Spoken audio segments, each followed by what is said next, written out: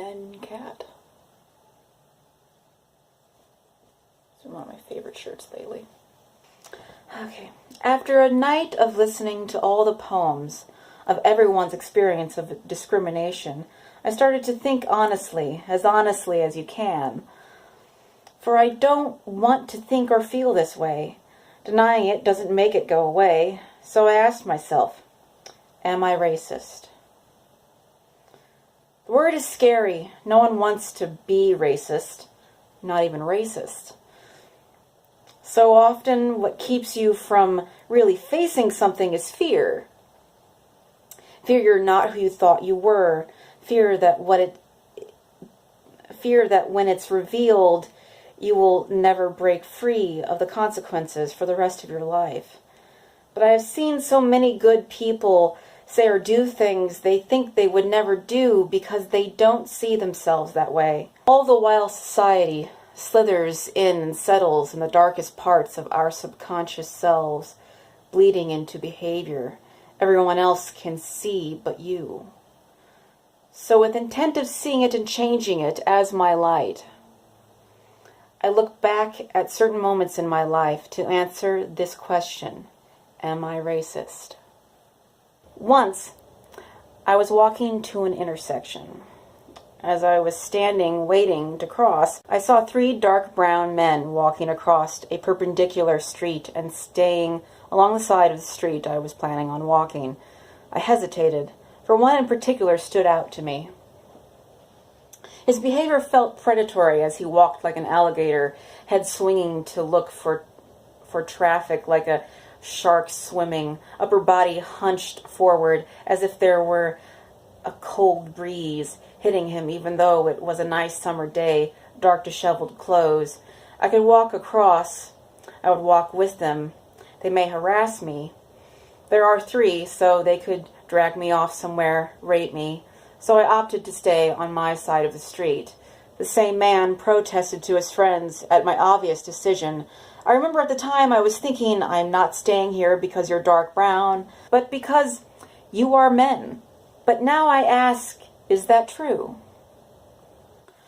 I remember a dark brown boy walking down the street, well-dressed, backwards cap and a backpack. I was a bit nervous. I was waiting for his eyes to slant into, hey, how you doing, look. But I saw fear in his eyes instead. He glanced at my purse, not to steal. I could tell by how he carried himself, a straight back, hands hooked around his backpack straps. Danger wasn't in his character. He was afraid I would move my purse away from him. I didn't move it. I smiled, nodded, his face relaxed.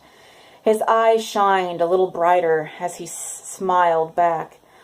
But why was I nervous? Because he was dark brown? But why would that bother me? I started to think about it and I realized the majority of the time that I've been sexually harassed on the street, it has been men with dark brown skin, varying ages of course. As a matter of fact, I have been manhandled by one, sexually assaulted by another I was dating.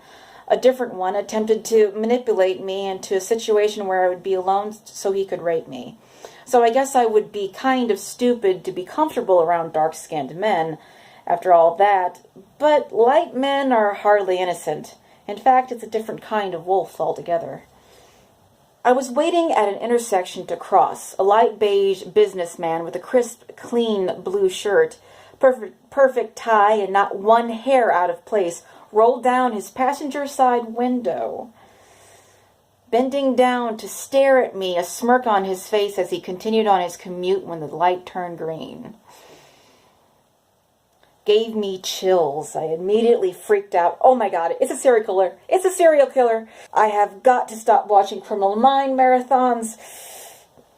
I thought, but I spent the next week changing route home, leaving at different times, avoiding him seeing me again, if he did, with proper attire because I'd rather look like an idiot than in some CEO sadist basement. I realized in this exercise, I am prejudiced towards men.